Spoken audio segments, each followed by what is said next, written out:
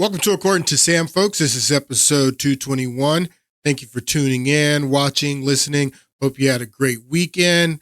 I'm going to pick up where I left off in the last podcast. The gaslighting that we see going on right now in this country and what we are witnessing as we get into the summer season and the election really starts to kick off, this presidential election. The gaslighting that we're going through right now, it's Orwellian. I mean, it's really like we're living in Oceania, in George Orwell's fictional dystopia. That's what it feels like we're living in right now. I'm going to start today by telling the story of the Emperor's New Clothes. If you've never heard this story before, there was once this powerful emperor who was a narcissist. He was an egomaniac, real Louis XIV type, if you know what I mean. And the only thing this guy cared about was his wardrobe and his fine clothes. He had a team of tailors and seamstress that would make new clothes for this guy all the time.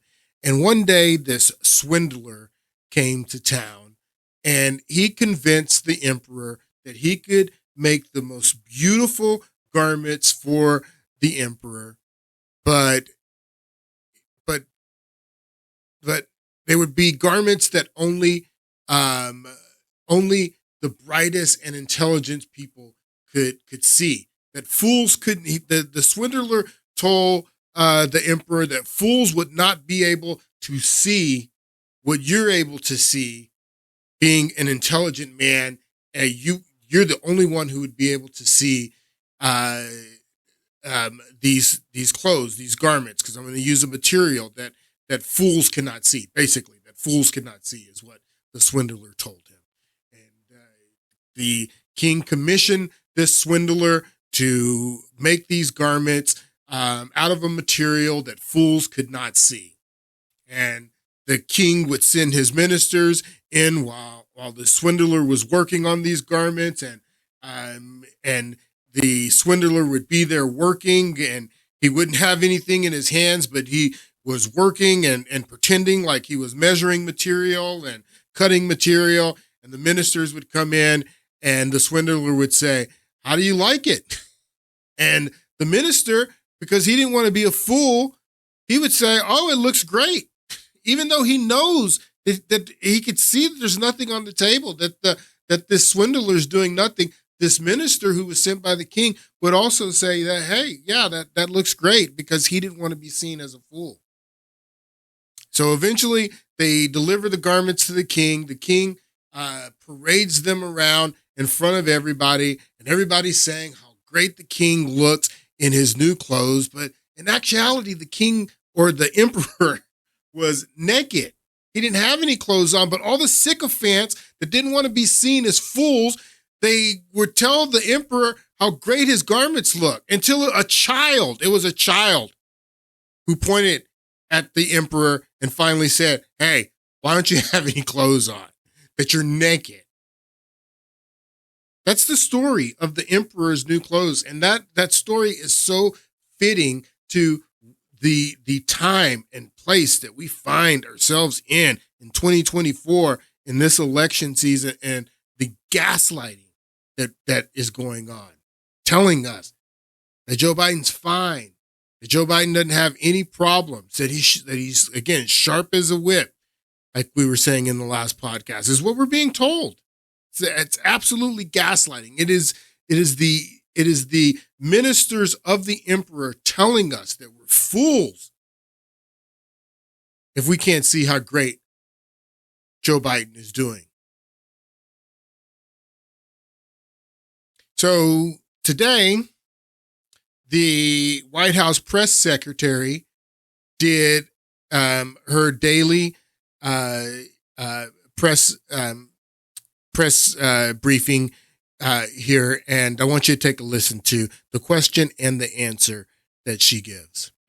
Secondly, there seems to be a sort of rash of videos that have been edited to make the president appear especially frail or mentally confused. A rash of videos that have been edited to make the president look confused, that they've been edited. The videos have been edited. These are the videos.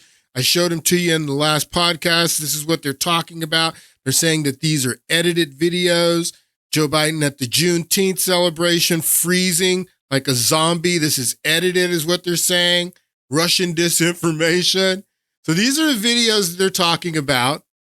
And he's asking about these videos, saying there's a rash of these videos coming out. Of course, there's a rash of these videos coming out because that's who Joe Biden is. Anytime there's a video camera on him, that's what it's going to capture because that's the reality.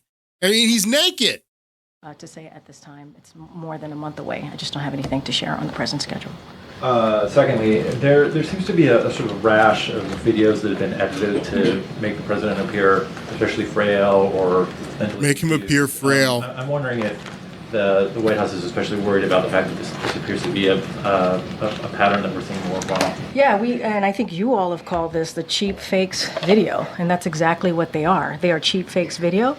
They are done in bad faith, and some of your news organization have been very clear, have stressed that these the right wing critics of the president have a credibility problem because of the fact checkers have repeatedly caught them pushing misinformation, disinformation. So we see this, and this is something coming from your part of the world, calling them cheap fakes and misinformation.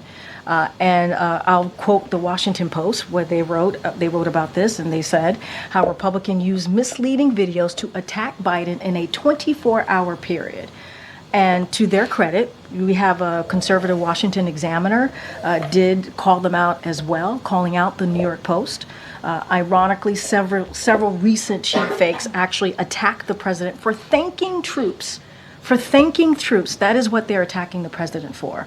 Both in Normandy, this happened, and again in Italy. It sure did. And I think that it tells you everything that we need to know about how desperate Republicans are here. Republicans are desperate about the president's performance in office, and what I mean by that is his legislative wins, what he's been able to do for the American people across the country. We're seeing these deep fakes, these manipulated videos. She actually does say deep fakes. At first, I thought she only says cheap fakes, but she does say deep fakes there. I didn't even know what cheap fakes were until at first I thought she only said deep fakes. And I was like, deep fakes? What is she talking about? She's saying these videos are deep fakes? That's not Joe Biden? Because that's what a deep fake is. A deep fake is when they impose somebody's face on you. So they're saying this is fake. I'm going to tell you what the difference of a cheap fake, which I'm just now learning what that word is. But a deep fake. But they're saying that this right here is a fake video because it's edited because the parachuters over here that Joe Biden was just wandering off. Of course, he's just wandering off. Why aren't any other? So what they're telling you is that this is a fake video because the parachuters are edited out over here. So. But why aren't any of us? Yes, all these other, look, Macron sees the parachuters. He's not just going over there. Trudeau sees the parachuters. Ursula sees the parachuters. She's not just going over there. Why does Maloney have to come over and grab this guy and turn him around? But they're saying it's a fake video, a cheap fake, not deep fake, because the paratroopers are edited out and it doesn't tell the whole story. Again, why does Maloney have to go over and get this guy? I was asking a question in the last podcast, why Maloney, because she seemed like the caretaker for Biden throughout the entire G7, if you watch the video. And I was asking the question if she drew the short straw or something. But then I remembered this video of Italian TV. This is Italian TV. Buonasera, Presidente Biden. This is Italian TV. Earlier this year. President Biden. President. So this is how Italian TV is mocking our president of the United States. So they're not getting gaslit over in Italy. They know what they're seeing. They're not buying deep fakes or cheap fakes or any of those fakes. This is what they see in Italy. So when I was watching, I remembered this video of how the Italian TV is mocking our president. Michael Jordan. No, no, no, no, no. When he went to the moon. Quando è andato sulla luna. And it was... Sorry, Michael Jordan. Here's some more video of Italian TV mocking our president. So Meloni was probably watching some Italian TV. That's probably why she ended up being the caretaker, because this is what they think about our president in Italy. They're not being gaslit. But anyway, so what's the difference between a deep fake and a cheap fake? Take a listen to this little girl break it down for you. Hey everyone, I'm Vanessa. In this lesson, we'll build on all the skills we've taught so far and use them to identify what's called deep fakes and cheap fakes. Deep fakes are videos that have been edited using an algorithm to replace the person in the video with someone else's face to make it look like they said or did things they didn't actually do. This video of Tom Cruise? Deep fake. Did they reboot The Shining with Jim Carrey? No. Deep fake. This horrifying video. So a deep fake is where they just impose someone else's face on someone else's body. That's a deep fake.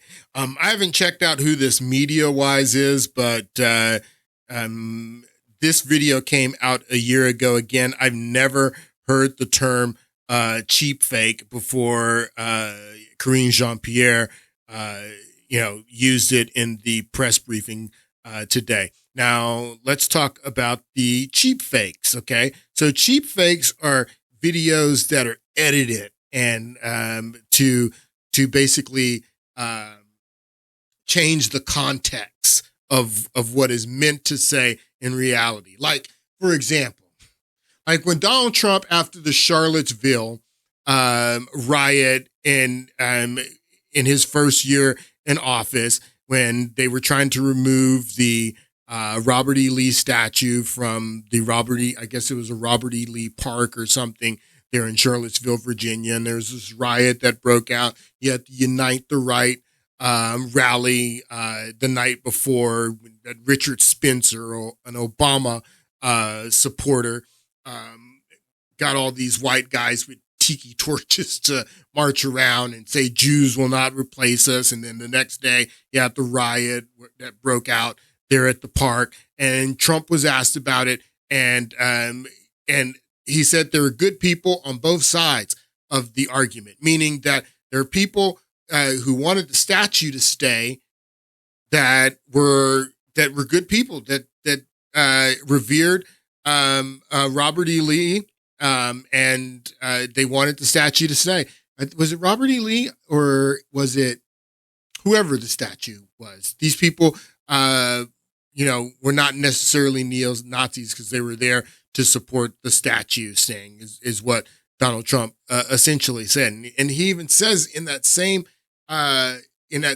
speech, he says, and I'm not talking about the neo-Nazis when I say good people, because they should be condemned totally. So what the media did, all of our media, CBS, ABC, NBC, CNN, everybody cut out the part where he says, I'm not talking about neo-Nazis because they should be condemned. That's called a cheap fake. That's a cheap fake. Let me give you another example.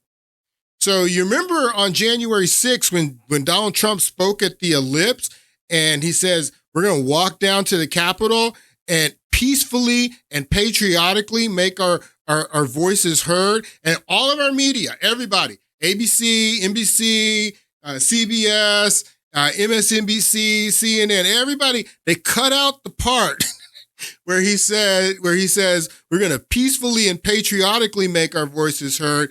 And they only play the part where he says we got to fight like hell for our country. So they manipulate the audio to make it seem like he meant fight like hell at the Capitol, which that's not what he meant. But you only get that when you cut out the part where he says peacefully and patriotically. So that's called the cheap fake. So this is what a cheap fake is, okay? So just a couple of examples there. More low-effort editing software. Cheap fakes can also edit out important context or maybe reorder clips to alter the narrative to deceive you and shape your opinion, which makes them a lot more worrisome on social media than deepfakes. I hear you. For example, take a look at this video showing environmental activists. So you get the point. That's what Karine Jean-Pierre and the Democrats are saying, is that these videos, these multiple videos of Joe Biden just doing crazy stuff.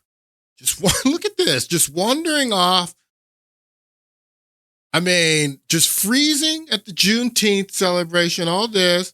This is George Floyd's brother, by the way. If a lot of people didn't know who this was, but this is George Floyd's brother who gives him the fist bump, this little weird fist bump that is, probably scripted here.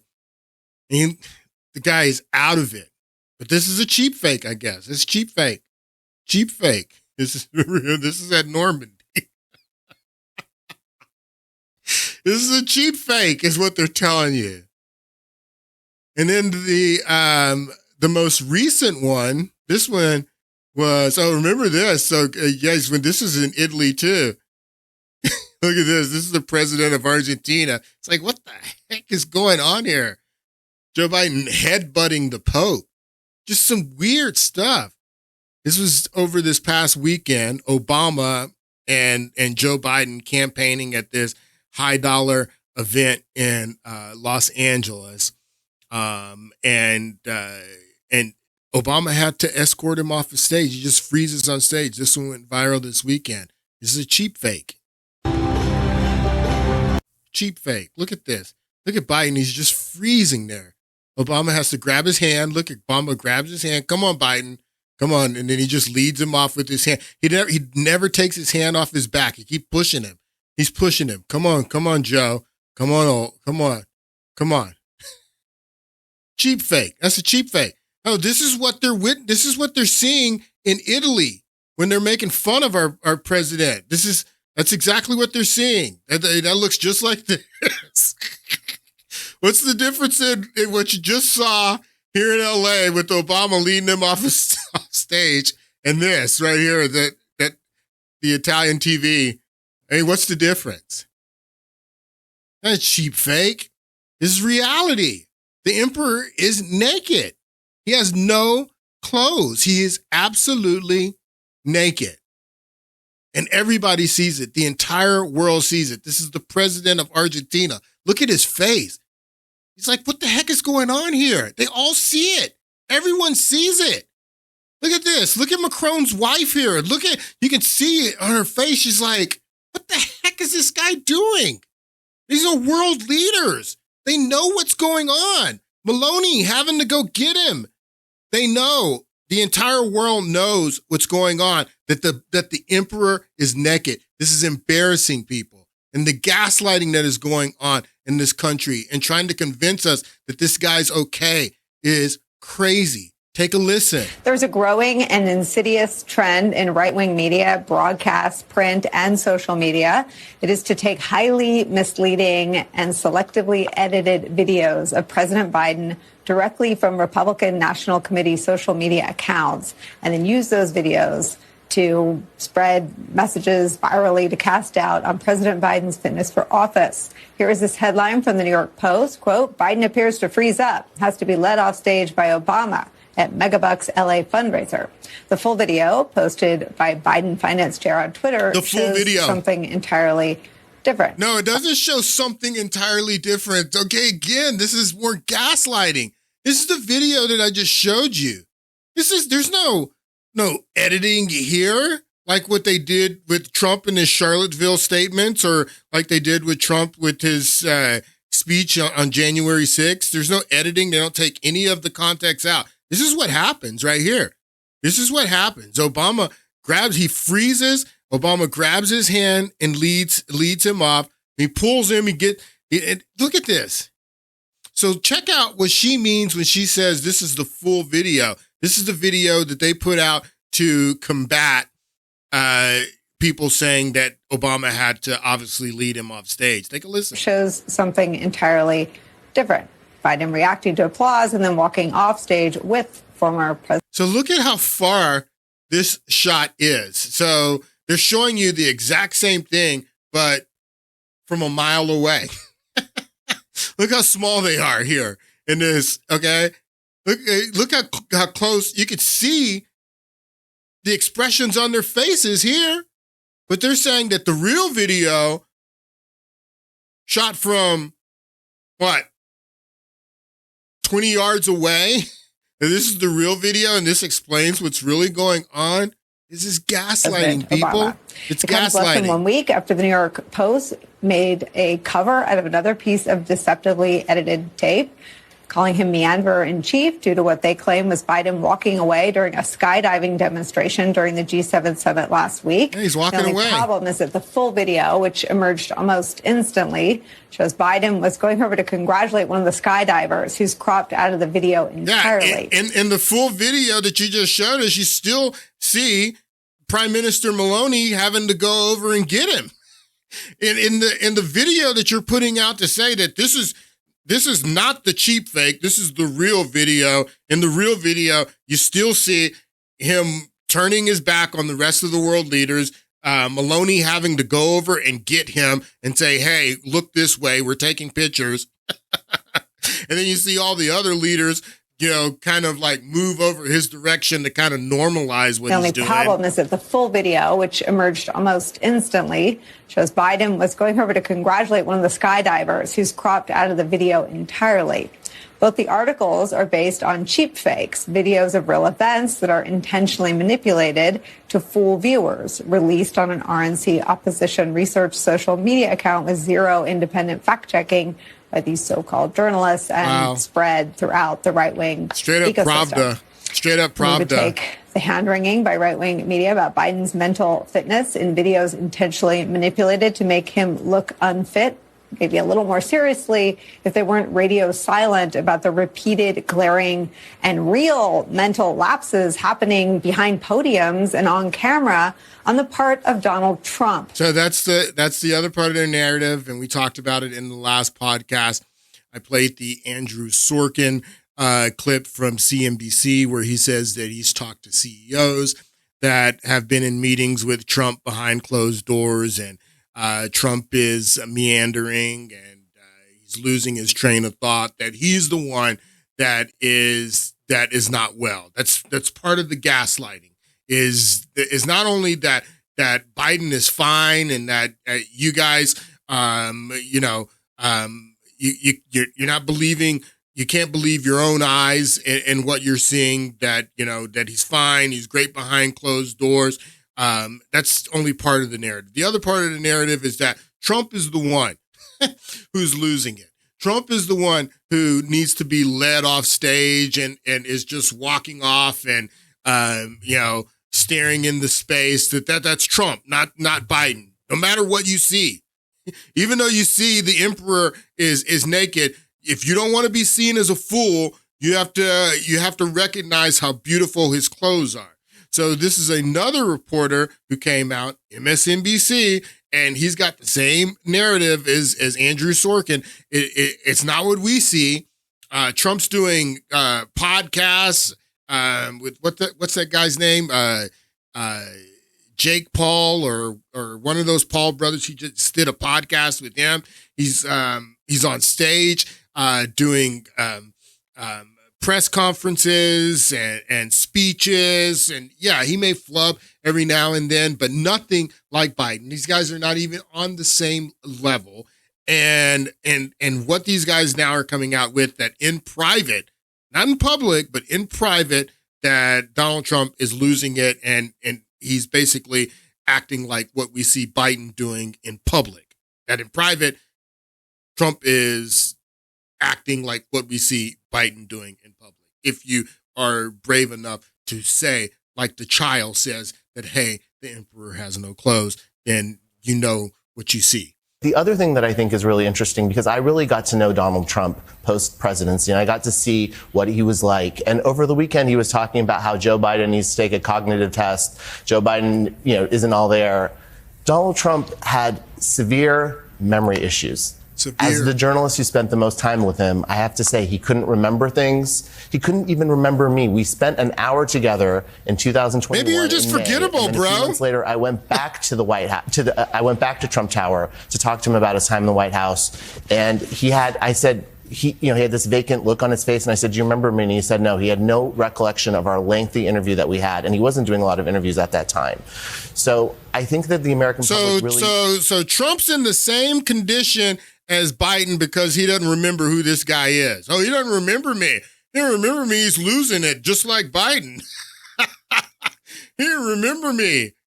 Look at this. So this is the part that I love about this clip too, is how all the crowds over here taking pictures and standing together as a group. It's the G7. When he starts wandering off, all the leaders, they're all in on it. They know that this guy. So not only does Maloney go and get him, all the other leaders just kind of like move over to kind of normalize what this guy's doing. Take a look. Look at this. How they all just say, "Oh, let's move over here where Biden is so he doesn't look out of place. Turn this way. All right, let's take some more pictures." But Trump's the one that's having the problems behind closed doors because he doesn't remember this guy. The gaslighting, oh my God, it's crazy. So this was taken, I don't know how great the sound's going to be here, but this was taken from inside this event in Los Angeles, the big money event that Obama shows up. Why does Obama only show up? Explain this to me, people. And I asked this question on my Twitter account today. I already know the answer, but ask yourself this question. Why, if Joe Biden's hurting right now, bleeding with black voters, he's hurting really bad. And I'm going to show you here in a moment some of these numbers with black voters. It's really bad. It's particularly young black voters, particularly voters of men. This guy was the first black president. If Joe Biden is hurting with black voters, why is this guy not campaigning for Joe Biden to get out the black vote for him? Why is Obama not in Detroit and in Wisconsin and in Philadelphia, in these battleground states, speaking to black voters on Joe Biden's behalf? Obama's done 2 campaign events that I remember so far. He's done one in liberal New York with high dollar, rich white donors.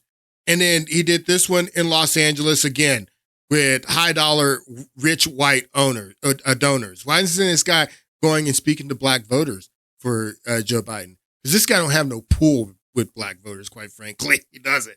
And he doesn't want to get heckled at an event where he's going out speaking for Joe Biden.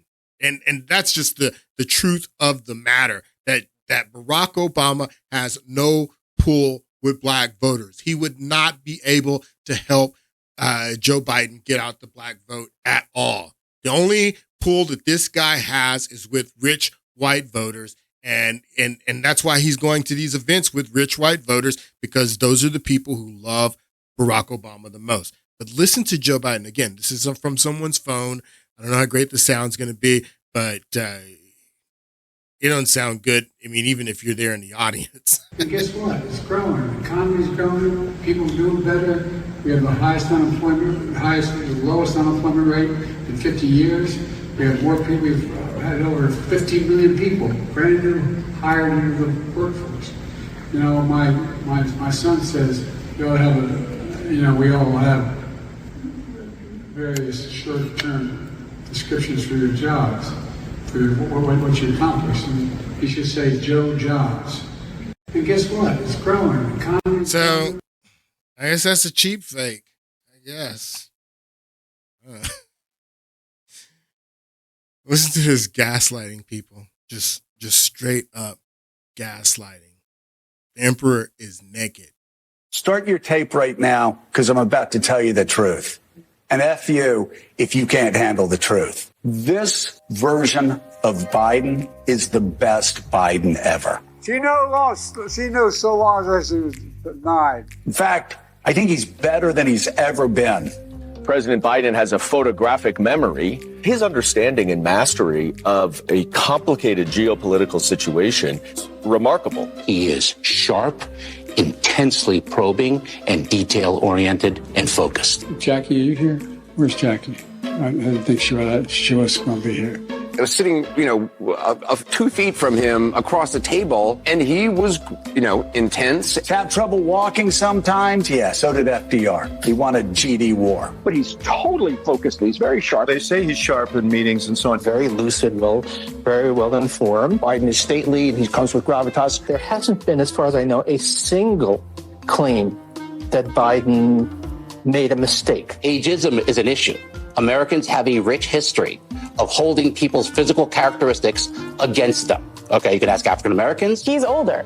That doesn't mean that he is unfit, and there's a lot of ageism there. Now, this age attack, this obsession by the right, Joe Biden may not be able to speak for himself the way that he used to. They want to think to take on government if we get out of line, which they're talking again about, and that's him lying around. I think people should be speaking up for Joe Biden. Americans and reporters in the media are just judging him by a physical appearance, and it's horribly unfair. Age is an asset. He showed exactly how with it he is. The flip side of this coin is that he has a tremendous amount of wisdom and experience. Have you heard any concerns from anyone who has met with President Biden about him seeming a little slower? No. More wild speculation from a bunch of people who have probably never been in a room with Joe Biden and certainly don't have medical degrees that I'm aware of. You don't get paid for performance to be president. The job is not a job of endurance. I don't see Donald Trump out bike riding like Joe Biden. It's the Hillary's email. All they have is that he's old. He can clear a dementia bar, and that's probably a win. The media are not fair, and they're getting less and less fair, and things are frightening. You have Wall Street Journal running a horribly sourced piece saying that Biden is unfit. Dubious Wall Street Journal report about the president's acuity. Shoddy story by the Wall Street Journal questioning Biden's mental fitness. Wall Street Journal story had a lot of flaws, as you said. But Sinclair, they didn't do any original reporting. They didn't follow up. They didn't do any work. The hero of today is Hirsch Goldberg Poland, and still, he is not here with us, but he's still being held by Hamas. But a huge part of the Mueller report talks about Russian disinformation tactics. And one of the themes this election cycle is that Joe Biden is too old to lead. And so everyone is seizing upon this. And it is a classic disinformation tactic. And I think the best thing that we can do is to prepare the American people for this false narrative. False narrative, Russian disinformation, just running it all back again. This election is going to be an IQ test for this country. This was the video I played a little bit of in the last podcast. Listen to Joe Biden.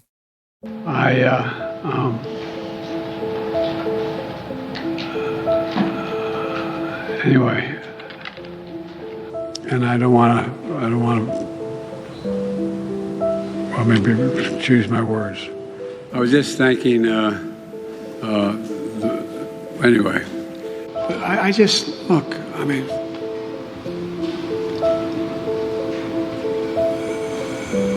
Putin's kleptocracy, yeah. It was in January, after being elected, the late January, early February.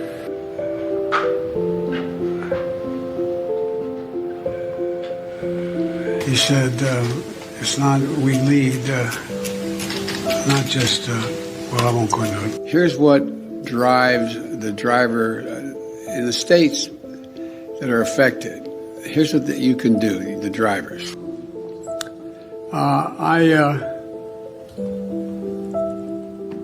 For two reasons. One,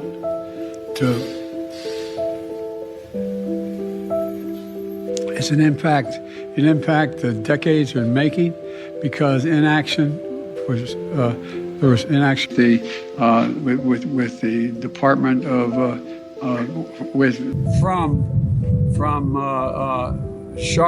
from Charlotte.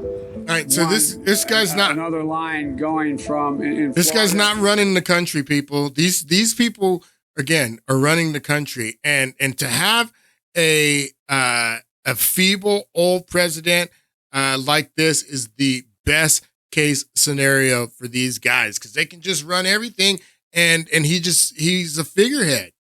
And it's going to be interesting to see if they get this guy over the finish line. But if they do get him over the finish line, like I told you in the last podcast, Kamala Harris is going to be president within 6 months of this guy. Within 6 months of him getting elected, this woman right here is going to be president of the United States. It's very important, as you have heard from so many incredible leaders, for us at every moment in time, and certainly this one, to see the moment in time in which we exist and are present, and to be able to contextualize it, to understand where we exist in the history and in the moment as it relates not only to the past but the future. I think it's very important. So even people in California don't like this woman. And again, even if she's president, she's just gonna it's not like she would be running the country. She'd be another figurehead, a younger figurehead, but these guys would still be running the country. That's who's running the country.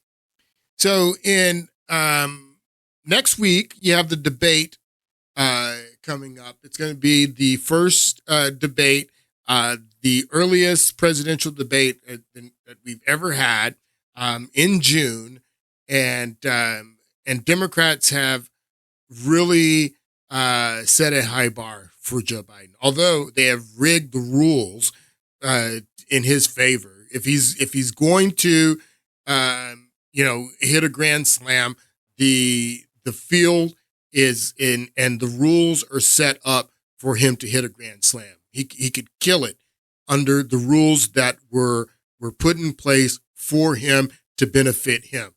And to that, I want you to listen to this clip. This is one of Obama's advisors here on Katie Tur's show.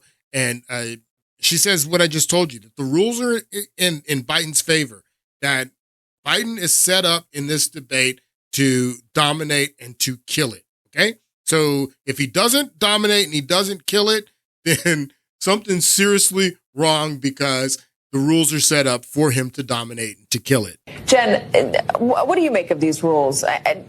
Do you think that what do you think of them?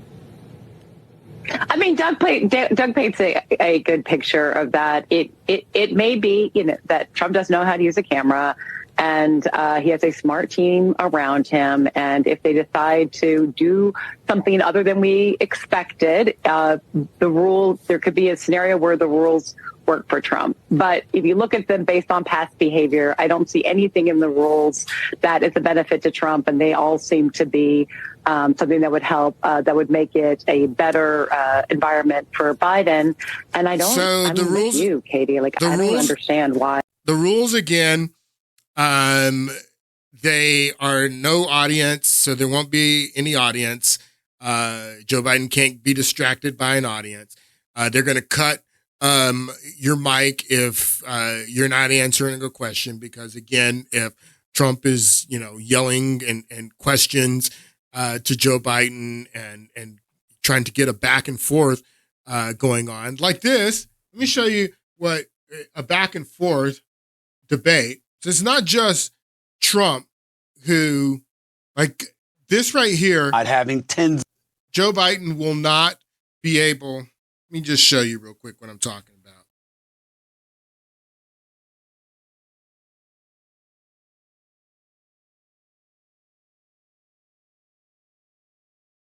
about. So this is in 2020. This is in 2020 in the primary when Joe Biden was having a debate with his current vice president, Kamala Harris. And they weren't cutting each other's mics in this debate. and there was a back and forth. This is Lincoln Douglas style debate, back and forth. But take a look at this. So they're saying, Democrats are saying, no, none of this in the debate with Trump because now Biden can't handle it for some believe reason. you are a racist.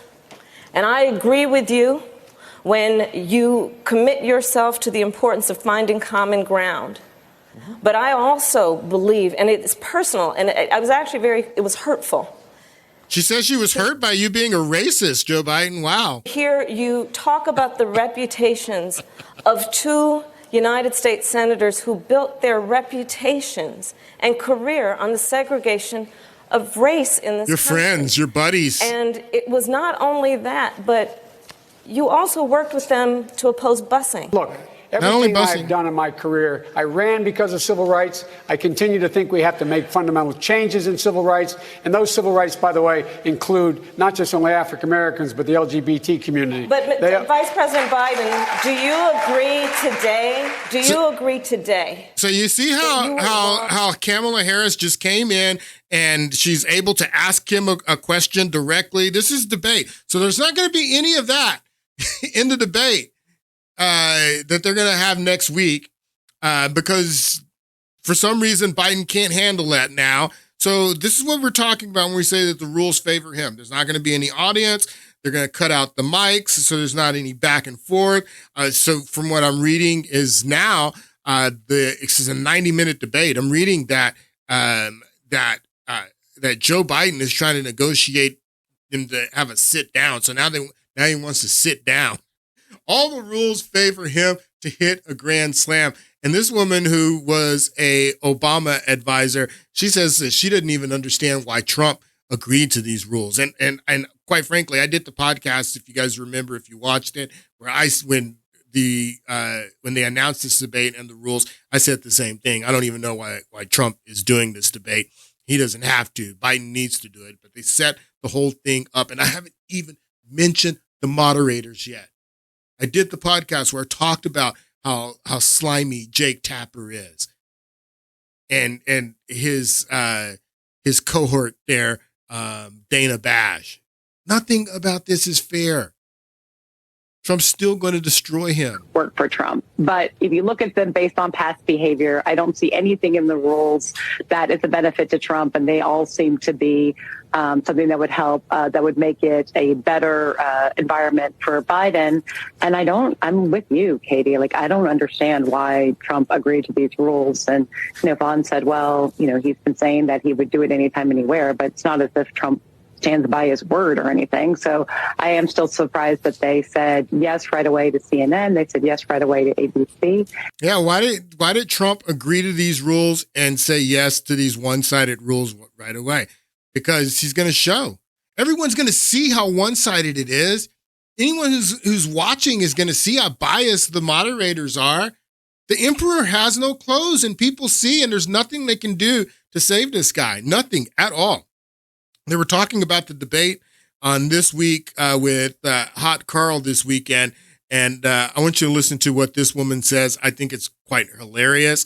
I'm going to break it down for you, but listen to what she says. It's really hard for me to see how this is beneficial to Donald Trump. There's no audience. He plays off the energy of the crowd. And, by cutting his mic off, like talking over people, he's not going to be able to sort of distract from the policy debate. Somebody once told me when, we were first talking about this CNN debate and what the rules might look like, that the hardest possible debate you can have is actually what we're going to see here. And that is no audience, very strict time restraints and not being able to interrupt people. And that means the focus is going to be very much on policy, which honestly is not Donald Trump's strength. So I don't know. I think this does give Biden an advantage. Wow. So she doesn't think she says that this is going to be a policy debate, and a policy debate is not Donald Trump's strength.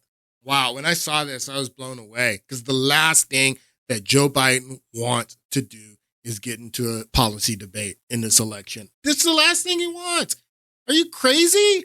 Are you crazy that you think that Joe Biden is going to benefit from a policy debate? Where have you been, lady? Look at Joe Biden's ads. They're all attacking Trump on character. That's the debate that Joe Biden wants to have. He wants to have the debate about January 6th and insurrection and dictator and that's the debate that Joe Biden is having. Look at his ads. The last thing that Joe Biden wants to do is have a policy debate. And I agree with her 100% that this debate sets itself up to be a policy debate. But I don't agree with her that benefits Joe Biden at all. I think that it's going to be a policy debate for sure. I do think that it's going to be a policy debate. And if I was Trump, I would say as little as possible in that debate. I would answer questions as short as possible. I would put the focus on this guy to have to say everything, to defend his record, to defend his policy. I want Joe Biden speaking as much as possible in the debate if I'm Donald Trump. I want him talking as much as possible. So, yeah, I agree it's going to be a policy debate. I don't agree that benefits Joe Biden at all. So again, Donald Trump is, even after being convicted with 34 felonies, this guy is still killing it. Polls that have come out since that verdict showed that there's been very little movement in the election. In the campaigning so far. And again, going back to Alan Lippman and his 13 keys, it doesn't even matter about the polls. This is what we're looking at. And we're going to look at Alan Lippman's 13 keys and where we are right now more in the next podcast. I still want to do a podcast about social unrest and talk about, the way social unrest was used in 2020 and the possibilities of it playing a role in this podcast. Because the narrative is that the Republicans are the party of violence and they're the ones who won't accept the election if they don't win, and they are threatening violence because they're so violent. So we'll probably do that in the next podcast. We'll look at that on Friday, and we're going to talk about the history of political violence and who is actually more violent, Democrats or Republicans. But Donald Trump is still on track to be president of the United States again, and a key variable in this election is black voters. And I've talked to you about this before, been watching this for a long period of time, and this polling is brutal for Joe Biden and for Democrats, what you see going on with black voters. Take a listen to this clip. Senior data reporter Harry Etten is with us. So where does the race stand among African-American voters right now? Yeah, I keep looking for this to change, to go back to a historical norm, and it simply put has not yet. So this is the margin, or Biden and Trump among black voters, compare where we were at this point in 2020, compare where we are now. At this point, look at this. In 2020, Joe Biden was getting 86% of the African-American vote. Look at where it is now. It's 70%. That's a 16-point drop, John. And more than that, it's not just that Joe Biden is losing ground, it's that Donald Trump is gaining ground. You go from 7%, single digits at this point in 2020, to now 21%. And again, John, I keep looking for signs that this is going to go back to normal, and I don't see it yet in the polling. If anything, right now we're careening towards a historic performance for a Republican presidential candidate, the likes of which we have not seen in 6 decades. And when you dig into this number here, what is the makeup of that number? This is where we get very interesting. So I decided to dive deeper into the crosstabs, figure out where is it that Joe Biden is truly struggling among black voters. All right, so this is black voters, Biden versus Trump margin. Look at black voters age 50 and older, and you'll see, look, Joe Biden was leading amongst this group at this point by 83 points back in 2020. Now it's 74 points. So yeah, a slight decline in that margin, but nothing out of this world. Look at black voters under the age of 50. Holy cow, folks. Holy cow. Look at this. Joe Biden was up by 80 points among this group back at this point in 2020. Look at where that margin has careened down towards. It's now just, get this, 37 points. That lead has dropped by more than half, Mr. Berman. I just never seen anything like this. I'm like speechless. because you always look at history and you go, okay, this is a historic moment. If this polling is anywhere near correct, we are looking at a historic moment right now where black voters under the age of 50, which have historically been such a big part of the Democratic coalition, are leaving it in droves. Leaving it in droves. And this is something, again, that I have been watching for years, ever since Obama's reelection in 2012. So for 10 years, I've been watching this trend, and he's right.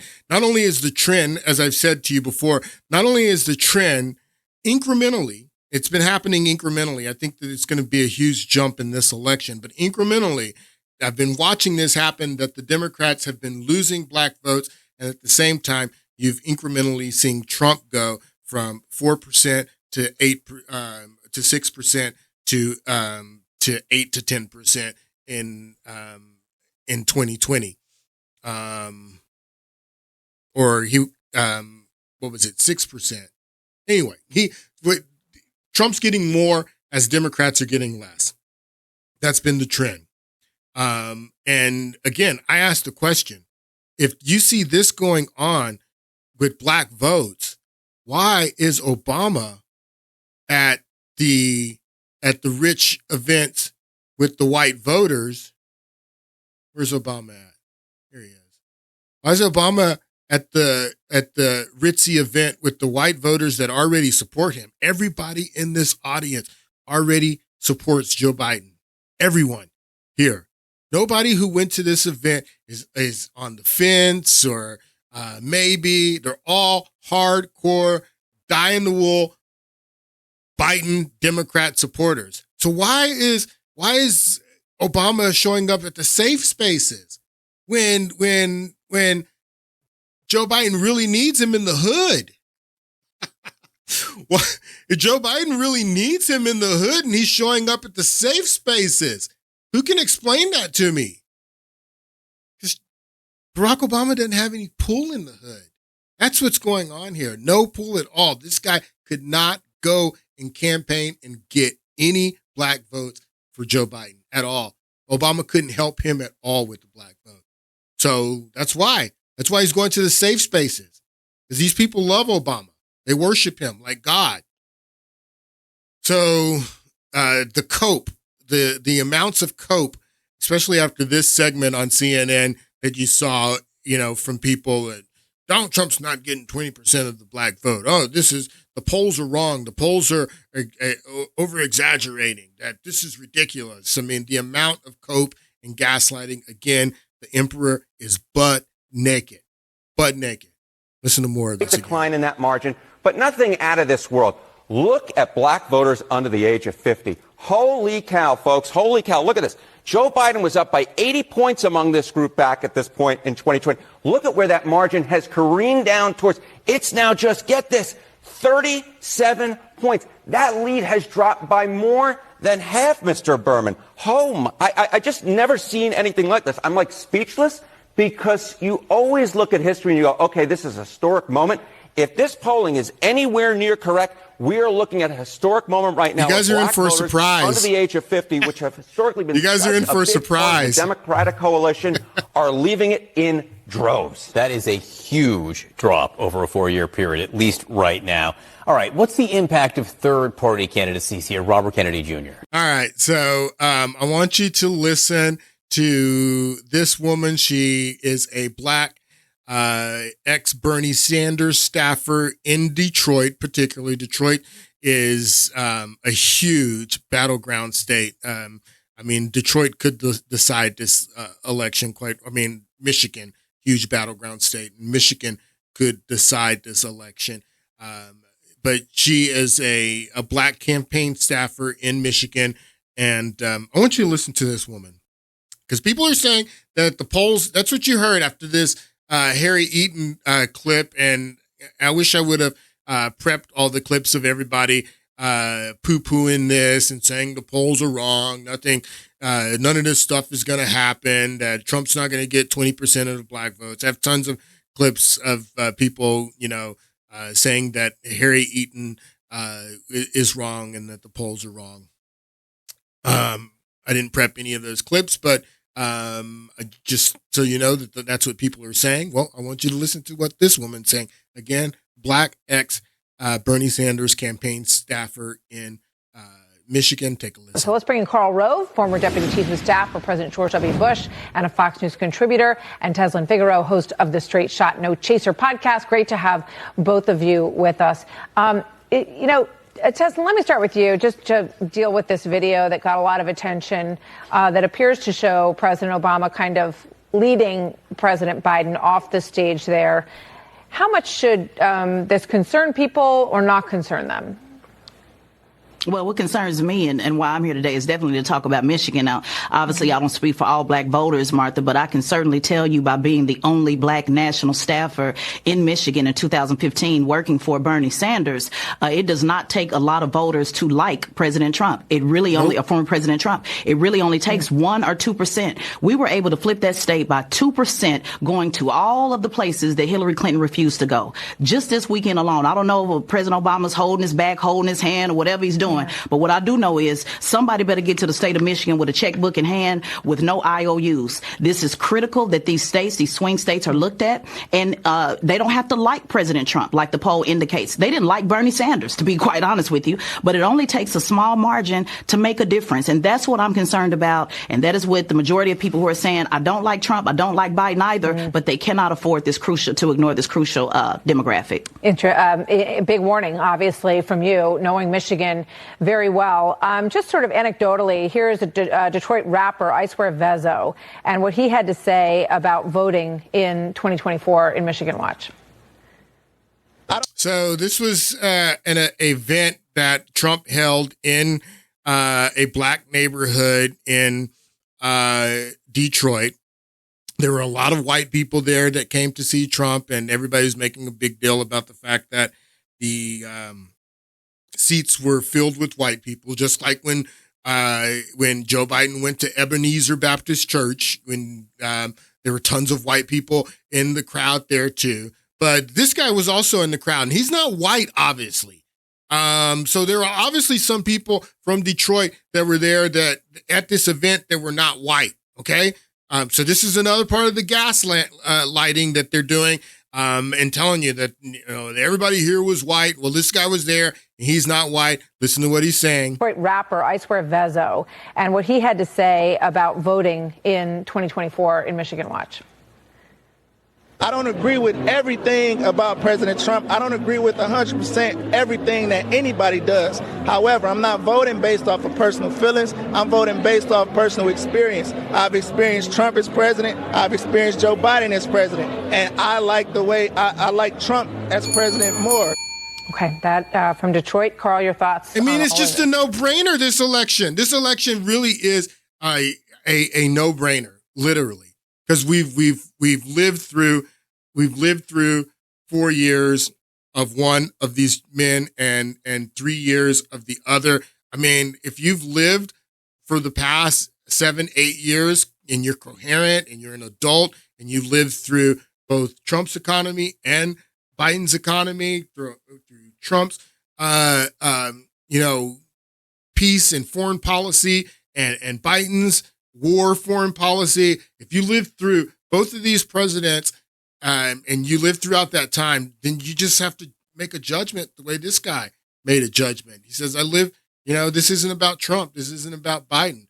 I lived through both of their presidency. And I like, based on my personal experience, you can say what you want about Trump. You can say what you want about Biden. I like Trump's presidency better. My life was better under Trump's presidency. It's a no-brainer. If people judge Trump and Biden by that alone in November, it's going to be a bloodbath. Not a literal bloodbath. Everything about President Trump. Not a literal bloodbath. A bloodbath meaning that it's going to be an electoral bloodbath, just to clarify. Agree with 100% everything that anybody does. However, I'm not voting based off of personal feelings. I'm voting based off personal experience. I've experienced Trump as president. I've experienced Joe Biden as president. And I like the way I like Trump as president more. Okay, that from Detroit. Carl, your thoughts on all of this? Well, it's even worse than the poll write-up says. The poll that you talked about said that 56.2% of blacks in Pennsylvania today support Donald Trump. And they said that's 20 points down from the percentage that remember voting for him. But what this means is actually 92% of blacks in Pennsylvania voted for Joe Biden over Donald Trump. So think about that. 1 out of every 6 black voters in Pennsylvania who supported Biden in 2020 don't even remember having supported him. Same in Michigan. Because that's called ballot stuffing. That's what he's talking about right here is ballot stuffing. That's why people don't remember voting for Joe Biden, because they likely didn't vote for him. Don't even remember having supported him. Same in Michigan. 54.4% of blacks say they're for Biden today. Again, the write-up of the poll said that's 20 points less than the number in the poll who voted for him in 2020. No, 92% of the 12% of the electorate in Michigan that were black, they voted for Joe Biden, which means that nearly one out of every 5, 18% of the blacks who voted for Joe Biden in 2020 in Michigan no longer even remember that they voted for Joe Biden. Yeah, because they probably didn't vote for him. Problem. They probably didn't vote for him. Let's play this from CNN's Jake Tapper, Teslin, because he's talking about the fact that in several important places, in Senate races as well, the Democrat senator is outperforming how Biden is polling in those places. Just watch this, and I'd love to get your thoughts on the other side. Senator Tammy Baldwin is up 9 points in Wisconsin. Biden's only up 2 points. Pennsylvania Senator Bob Casey up 5 in PA. Biden's down 3. Arizona Congressman Ruben Gallego running for Senate in Arizona up 4. Biden down 7. Nevada Senator Jackie Rosen up 2 in Nevada. Biden's down 12. How can you look at these statistics, these numbers, and not conclude cheap fakes that Joe Biden is a drag on the ticket? Teslin, what do you say to that? I'm saying the same thing I've been saying for the last 10 plus years. They have been told this repeatedly, Martha. It's disgusting to keep saying over and over and over that you cannot continue to ignore these voters. Michigan is in trouble, not just for black voters, but also you have Representative Rashida Tlaib organize 100,000 people to go to the polls to say we are not committing to either one. That is an issue with college students, an issue with the unions who were on strike. Let's not forget all of last year. So when you look at all of these issues in the 7 swing states, a 1 or 2% makes a difference. And people can laugh all they want to about rappers and Ice Word Vino, but let me give you some breaking news. He is extremely popular in the city of Detroit. So when you have somebody like that says, hey, pay attention, look at what I'm talking about, and you just get a 1 or 2% difference, it can make a difference. Joe Biden cannot afford, and I'm independent, Martha. I want to make that clear. I'm not a Democrat or Republican, but I want to be clear. The Joe Biden administration cannot afford to sit on their butt and just ignore and think that it's just a game and not invest the time, money, resources in black media, not invest the time, money in supporting those nonprofits. But can he sell it in black media? Right now. No, he can't. I mean, can he get himself into a better position? He can't. And by making those kind of appearances? He can't, and he doesn't have any surrogates that could do it for him. His biggest surrogate, who you would think that could go out and get these votes for him in Michigan, is Obama, and Obama's going to the safe spaces with the rich white donors. Anyway, that's the podcast, folks. I hope you enjoyed it. I will be back on Friday, and unless anything happens between now and Friday, we're going to talk about political violence and which party is actually more commits more political violence. I'll see you guys on Friday. Have a great week.